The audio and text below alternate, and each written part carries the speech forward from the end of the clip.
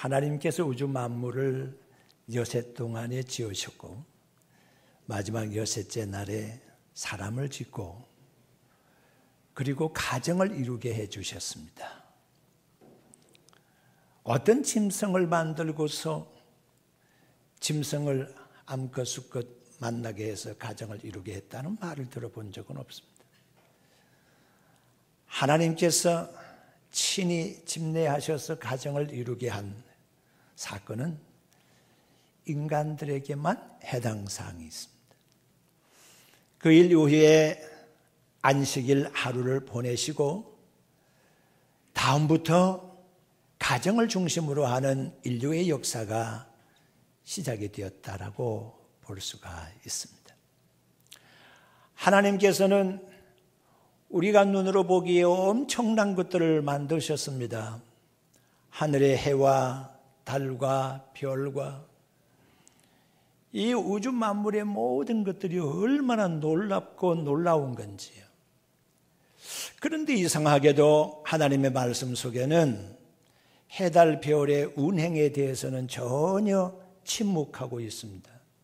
그리고 바다와 육지를 하나님께서 나누셨고 그 가운데 동식물의 세계를 조성을 하셨는데 그 모든 것에 대한 하나님의 운행 또는 섭리, 관리, 일지가 전혀 우리에게 밝혀지지 않고 있습니다. 그런데 오직 인간에 대해서는 그렇지 않습니다. 인간의 역사에 대해서 우리 하나님께서는 아주 상세하게 온 우주 만물 가운데에 사람밖에 없는 것처럼 하나님께서는 그렇게 인간 존재에 대해서 관심을 굉장히 기울이고 계신다는 것을 알 수가 있습니다. 인간 세계에 대해서 우리 하나님의 섭리가 있고 하나님의 계획, 하나님의 설계가 있다는 사실, 그리고 거기에 인간 의지가, 자유의지가 반영이 되고 이 인간 세계 속에 다른 피조 세계가 개입이 되어서 인류 역사에 최초의 범죄 사건이 일어나는 것을 우리는 알 수가 있습니다. 인간이 하나님의 말씀에 명령에 불순종함으로 말미암아서 죄를 짓게 되었습니다. 그 결과로서 인간에게 수고와 죽음의 결과가 찾아오게 됩니다. 인간의 이마에 땀을 흘리며 먹을 것이 생기게 되었고 땅에는 엉겅퀴가 나게 되고 수고한 것대로의 결실을 거둘 수 없게 되는 이 모든 것도 인간의 범죄의 결과예요. 영원히 살고자 원하지만은 그렇게 되지 않고 죽음으로써 결말되어지고 사람은 멸망으로 향해 갈 수밖에 없는 처지가 된 것이죠. 범죄의 결과임을 성서는 우리에게 알려주고 있습니다. 그런데 이것이 한 사람으로 인해서의 범죄가 아니라 가정 속에서의 범죄의 일로 일어나고 있고 그렇게 기록이 되어 있습니다. 참으로 안 된 일들이 가정에서 일어나고 있음을 알게 됩니다. 그런데 우리 하나님께서는 이렇게 죽음의 길로 멸망의 길로 가고 있는 인간들에 대하여 그냥 버려두지 아니하셨습니다. 왜? 하나님은 사랑의 하나님이시기 때문에 그렇습니다. 사람들을 위한 구원의 계획을 하나님은 세우셨으며 하나님의 구원 계획 속에 인간을 택하시고 가정을 택하시고 건사하시고 가정을 통해서 모든 구원 계획을 이루어 가셨습니다. 그러한 구원의 계획은 물론 창세기에서부터 요한계시록까지 쭉 읽어보아야 되겠지만 히브리서 11장에 보게 되면 믿음의 사람들에 대한 기록을 하고 있으면서 거기에서 우리에게 요약본을 전달해 주고 있습니다. 아벨은 위대한 예배의 성공자입니다. 그로부터 시작이 됩니다. 에녹이라는 사람이 나타납니다. 에녹은 65세에 아들을 낳았습니다. 그리고 300년간 하나님과 동행했으며 365세의 죽음을 보지 않고 하나님께로 올리어간 사람입니다. 그는 하나님을 기쁘시게 해드리는 사람이었고 하나님과 동행하는 사람이었다고 하는 것이 소개되고 있습니다. 에녹이라는 사람이 가장이 없었습니까? 혼자였기 때문에 하나님과 동행할 수 있었습니까? 그게 아닙니다. 가정을 가지고 있었습니다. 그렇지만 하나님과 동행하는 삶을, 거룩한 삶을 살았다고 하는 것이지요. 그래서 우리가 하나님을 섬기는 일에 있어서 아내가 걸려서 또는 남편이 걸려서 또 자녀들 때문에 혹은 부모 때문에 하나님을 섬기는 일에 내가 태만히 하고 있는 핑계나 구실을 찾는다고 하는 것은 옳지 못한 겁니다. 그리고 노아에 대하여 하나님께서는 아주 좋은 말씀으로 기록하고 있습니다. 보지 않은 일에 대하여 경고함을 받았으며 하나님을 경외함으로 방주를 예비하여 한 가정을 구원함으로써 인류의 새로운 시조가 되었음을 밝히고 있습니다. 노아에 대한 구원은 노아와 8 식구에 대한 얘기로부터 시작이 됩니다. 그렇죠? 노아는 당대 의인이었습니다.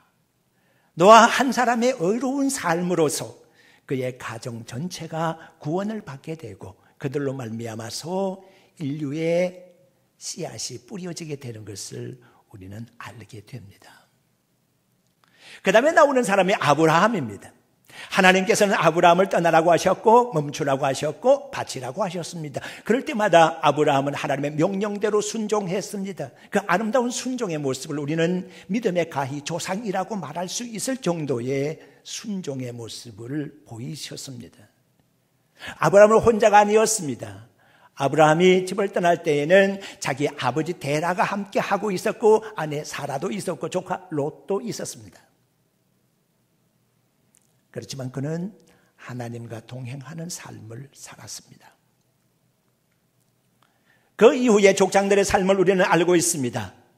축복의 사람 이삭, 조용하면서도 평화로운 사람이었습니다. 그리고 아내 리브가와 아름다운 가정이 꾸려지고 그 가정에 대한 얘기, 그리고 야곱이라는 사람이 이스라엘이 되고 그를 통해서 12지파가 생겨나게 되고 한 민족이 형성되는 얘기는 가족사가 나중에는 민족의 역사가 된 것을 우리에게 시사해주고 있습니다. 그리고 요셉이라고 하는 사람 애굽으로 팔려가는 신세가 되기는 했지만은 거기에서 아름다운 가정을 이루게 됐습니다. 에브라임과 므낫세라고 하는 2 아들을 낳게 되었으며 그리고 그 2 아들로 하여금 아버지 야곱에게 직접 축복을 받게 함으로써 2지파가 생겨나는 과정도 지켜봅니다. 그리고 요셉이라는 인물은 위대한 예언자 같은 삶으로 마감이 됩니다. 우리 하나님께서는 그때그때마다 위대한 사람들을 세웠고 구원받는 가정을 세웠습니다. 이렇게 하시더니 하나님의 구원 계획은 비로소 예수 그리스도를 통해서 완성하게 됩니다. 예수님께서 이 땅에 오셨는데 백마를 타고 어느 날 대단한 영웅으로서 이 땅에 호령하면서 오시지 않았습니다. 조용한 한 가정에 우리 예수님께서 아기로 태어나셨습니다. 이것은 얼마나 가정을 중시하고 있는가를 우리는 알게 됩니다. 어렸을 때 우리 예수님께서는 애굽으로 갓 나왔을 때 피신하셨습니다. 그리고 그 이후에 나사렛 동네로 이사를 와서 그곳에서 어린 시절을 지나게 되죠. 우리 예수님의 가정에 대해서는 깊은 내막을 또는 깊은 정보를 우리는 갖고 있지를 않습니다. 단편적으로 알려지고 있는 바는 예수님의 유년 시절이 잠깐 기록되고 있는 누가복음 2장에서입니다. 누가복음 2장 40절의 말씀 보게 되면 아기가, 즉 예수님을 말씀합니다. 아기가 자라며 강하여지고 하나님의 은혜가 충만하며 하나님의 은혜가 그 위에 있더라고 기록되어 있습니다. 그리고 누가복음에 이어서 2장 41절에서 51절 말씀까지에는 예수님의 첫 번째 6월 절기를 예루살렘에서 지내게 되었는데 내려가는 길에 요셉과 마리아가 예수님을 놓쳐버린 사건이 나타납니다. 예수님 실종 사건이 기록되어 있죠. 그리고 2장 52절 누가복음에 보게 되면 예수는 그 지혜와 그 키가 자라가며 하나님과 사람에게 더욱 영광스러워 사랑스러워 가시더라고 많은 말씀이 기록되어 있습니다. 이런 정도가 예수님의 유년 시절, 소년 시절, 청년 시절에 관련된 단편적인 얘기의 전체입니다. 그리고 30세 이후에는 갑자기 우리 예수님께서 세례 요한을 만나서 세례를 받게 되고, 그리고 제자들을 만나게 되고, 그리고 이적을 기적을 행하시는, 말씀을 전하시는 장면으로 옮겨가게 됩니다.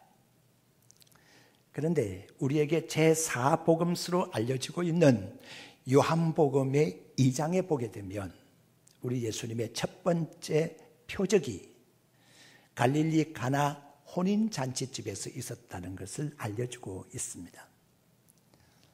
우리 예수님께서 이 땅에 오셔서 우리 예수님의 하나님의 아들 되심, 구원의 사역을 행하심에 있어서의 좋은 표적들을 보여주셨는데, 그 가운데 가장 첫 번째 표적이 결혼식장에서 있었다고 하는 것은 가정의 출발을 알려주는 그 곳이 얼마나 아름다운 곳인가, 기쁨을 만들어주시고 축하를 해주시는 그 장면 속에서 가정을 귀히 여기시는 주님의 모습이 나타나고 있다고 볼 수가 있습니다. 예수님께서 많은 비유의 말씀을 베풀어 주셨습니다. 그 비유의 말씀 가운데 대표적으로 누가복음 15장 11절로부터 기록되어 있는 탕자의 비유가 있습니다.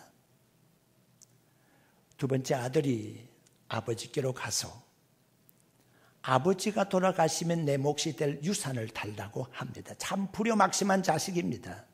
아버지가 돌아가시기 전에 자기 유산을 챙기겠다는 겁니다.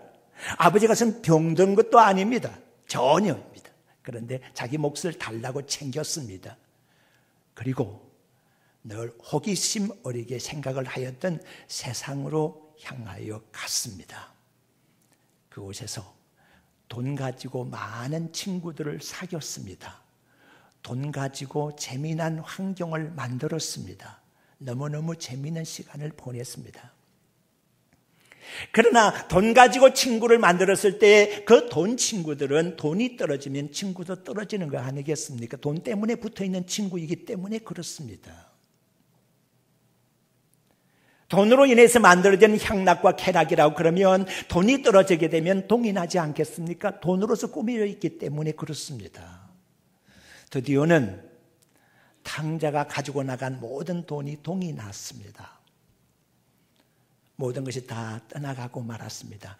이미 아버지 잃었고 이미 가정을 잃었습니다. 이미 가족들을 다 잃어버렸습니다. 그리고 돈도 잃었습니다. 친구도 잃었습니다. 즐거움도 잃었습니다. 그리고 젊음의 패기조차도 상실해버리고 말았습니다. 아무도 그를 돌아보는 사람이 없었고 아무도 그를 찾는 사람이 없었습니다. 그는 인간 세계 속에서 잊혀진 사람이 됐습니다. 불쌍하고 불쌍한 사람이 어떤 사람이겠습니까? 무관심의 대상이 된 사람입니다. 여러분들이 어떤 사람이 밉고 굉장히 싫다고 그러면 그 사람에 대해서 그림자처럼 여기면 될 것입니다. 아니면 투명 인간처럼 여겨버리면 될 것입니다. 그만큼 외롭게 되는 것은 슬픈 일입니다. 이 탕자가 드디어 생각하게 된 것이 아버지의 품이었습니다. 오늘 성가의 내용 그대로입니다. 아름다운 아버지의 품이 생각이 난 겁니다. 아버지 집으로 돌아가고 싶은 생각이 난 겁니다. 누가복음 15장 11절로부터 기록되어 있는 탕자의 비유 가운데에 이렇게 쭉 읽어보게 되면, 세심하게 읽어보게 되면 아버지라고 하는 단어가 15번 정도 나타납니다. 그런데 탕자가 아버지 집으로 찾아가게 되고 아버지를 만나게 되는 이 역사, 이 얘기 속에서 집중적으로 아버지라는 단어가 10번 나타나고 있습니다. 그만큼 가정이 중요하다는 것, 가족이 중요하다는 것 우리에게 알려주고 있는 내용이지요. 탕자는 집으로 돌아갔을 때에 비로소 위로를 받게 됐습니다. 비로소 살게 됐습니다. 오늘 이 본문의 말씀은 모세가 가정을 통해서 위로받는 장면으로부터 시작이 되고 있습니다. 모세는 너무너무 피곤했습니다. 너무 외로웠습니다. 정상의 고독이라고 말할 수도 있는 그런 고독이 모세에게 있었습니다. 모세는 하나님의 부름을 받게 됐고 80노구가 되었을 때에 바로 왕 앞에 서서 내 백성 이스라엘을 보내라고 소리를 쳤습니다. 대단한 대제국이었던 애굽의 왕 바로 앞에 많은 사람들이 생각할 때에 저는 사람이라기보다는 신의 모습으로 나타났다고 말했던 파라오 왕, 즉 신의 모습, 현인 신의 모습으로서의 애굽의 왕은 그렇게 숭배의 대상이었더랬습니다. 그런데 그 앞에 한 사람 보잘것없는 촌노파, 80노파 모세가 섰습니다. 서기만 해도 피곤합니다. 바로 왕을 쳐다보기만 해도 피곤한 사람입니다. 거기에서 10가지 재앙이 퍼부어지는 사건 하나하나에서 얼마나 바로 앞에서의 모세가 피로했겠는가.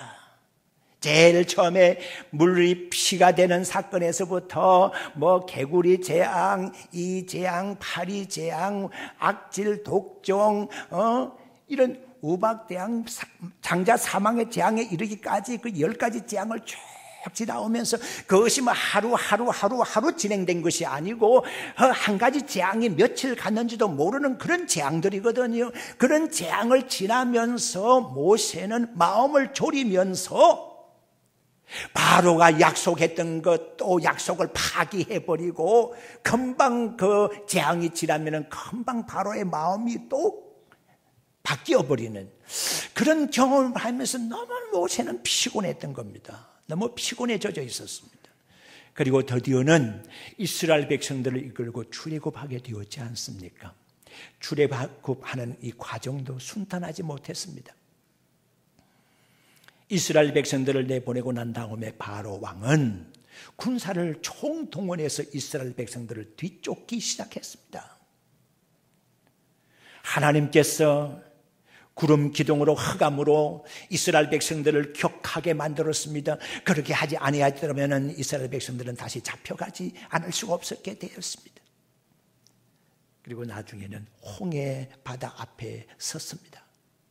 이스라엘 백성들의 말할 수 없는 원망과 탄식이 있었습니다. 공격이 있었습니다. 그 앞에서 얼마나 모세가 피로했겠습니까? 그리고 하나님께 간청하였고 하나님의 지시를 받고 홍해 바다를 향하여 가르치고 밤새도록 동풍이 불고 하는 그런 과정 속에서 모세는 드디어 홍해 바다를 육지같이 건넜습니다. 그리고 광야길에 접어들게 됩니다. 먹을 것이 없었습니다. 하나님께서 만나와 메추라기를 쏟아부어 주셨습니다. 그러나 믿음이 없는 사람들은 만나를 또 며칠분을 거두어 놓았다가서 벌레가 쓰는 그런 일도 있게 되었고 하나님 앞에 완악한 모습을 드러내기 시작했습니다. 그들이 마실 물이 없었을 때 통곡했습니다. 하나님께서 또 이 모세를 통해서 머리바에 샘물을 나게 해주셨습니다. 마라의 쓴물을 단물로 바꾸어 주시기도 하셨고 그리고 그 땅에서의 악한 자들 아말렉 대군이 일어나 전쟁을 걸어왔을 때에 모세는 산 위에 높은 곳에 올라갔고 여호수아가 전투를 하게 되는데 산 위에서 종일토록 모세의 손이 내려오지 않았으니 또 얼마나 피로했을까. 피곤에 젖어 있는 모세요. 이런 과정을 거치면서 오늘 이 본문의 말씀에 이르게 된 거예요. 너무 피로하고 피곤한데 어떤 소문이 들려오는가 하면 장인 이드로가 아내와 두 아들을 데리고 밖에 와 있다는 겁니다. 모세가 너무너무 반가웠습니다. 너무너무 기뻤습니다. 지금까지 너무 피곤하게 그렇게 살아왔는데, 얼마 동안을 지나왔는데 가족이 왔다 그러니까 너무너무 반가운 겁니다. 그래서 오늘 이 본문의 7절의 말씀 보니까 모세가 맞으러 나갑니다. 그리고 큰 절을 합니다. 그리고 만나서 입을 맞춥니다. 그리고 문안 인사를 나눕니다. 그리고 장막 안으로 함께 들어가게 됩니다. 보고 싶은 이대로 장인을 만나서 부둥켜 안고 입을 맞출 정도라고 그러면 사랑하는 아내하고는 얼마나 부둥켜 안았겠냐. 아마 갈비뼈가 뚝 부러지도록 껴안았으리라고 생각을 해봅니다. 아내만 그렇게 했겠습니까? 이 두 아들을 모세가 오랜만에 만났을 때 얼마나 기쁘고 좋았겠습니까? 두 아들을 품에 안고 뱅글뱅글 돌았을 거라고 생각이 됩니다. 그런 것은 성경에 기록이 없어요. 그냥 추측을 해볼 뿐이에요. 저 생각에는 그렇다는 거예요. 아마 여러분들 생각도 그럴 거예요. 오랜만에 장인을 만나서 입 맞출 정도로 반가웠으면 아내와 두 아들은 얼마나 반가웠겠느냐. 그 뜻을 제가 여러분들에게 전해드리고 싶은 거예요. 오랜만에 모세의 입에서 웃음소리가 난 거예요. 오랜만에 모세의 장막 속에서 웃음소리가 담을 늘어간 거예요. 너무나도 반가운 일이에요. 좋은 일이에요. 가정은요, 우리 인생살이에 있어서 위로의 장소요, 격려의 장소요. 생각해 보시기 바랍니다. 남편이 직장에서 어려움을 당하고 사회생활하면서 어려움을 당합니다. 어디로 가서 참된 위로 받을 수 있을까요? 자식이 있고 혹시 부모가 있으면 부모가 있고 자식이 있고 그리고 아내가 있는 가정으로 가서 위로를 받는 것 외에 그보다 더 큰 위로를 어디서 받을 수가 있겠습니까? 가정에 대한 최고의 가치를 부여하고 있는 나라가 미국이란 나라입니다. 미국의 제3대 대통령인 토마스 제퍼슨이라는 대통령이 있습니다. 그분의 말 한마디 이런 말이 있습니다. 내가 살아온 인생에 있어서의 행복한 순간은 그렇게 많지 않았다. 그렇지만 내가 가장 행복했던 순간들은 언제나 내 가족들과 함께 있는 때였다라고 하는 지적입니다. 가정을 기억하시기를 바랍니다. 믿음의 성도 여러분, 어려운 일이 있을 때에, 외로운 일이 있을 때에 가정 외에 어디에서 위로를 받기를 원하십니까? 그래서 미혼 남녀를 두고 있는 부모님의 고민이 바로 이런 데 있습니다. 가정을 건사하면서 가정을 꾸리면서 이렇게 살다 보니까 힘들고 어려울 때마다 가정으로 가서 위로받고 격려받을 수가 있었거든요. 어머니와 아버지와 그런 경험을 해왔습니다. 그렇기 때문에 자녀들도 그렇게 되기를 원하고 있는 겁니다. 내 자식이 나이가 점점 들어가는데 짝을 못 만나게 되면 어떡하나. 나중에 애비가 세상을 떠나고 엄마가 세상을 떠나고 난 다음에 이들이 가정을 못 이루고 있으면 힘들고 어려울 때 어디로 가서 위로를 받을 수 있을까? 병들고 혼자 되었을 때 누가 와서 어느 가족이 있어야 될 거 아니겠냐? 부모님이 미혼 자식에 대하여 고민을 하고 있는 것이 바로 이런 부분이거든요. 가정이 있으면 좋은데, 가족이 있으면 좋은데, 믿음의 성도 여러분, 우리가 살아가면서 힘들고 어려울 때 많이 있을 겁니다. 그렇기는 하지만은 가정에서 참된 위로를 주시기를 원하시는 하나님의 은혜가 있습니다. 여러분으로 하여금 가족을 이루게 해주셨습니다. 이게 얼마나 다행하고 얼마나 감사한 일인지요.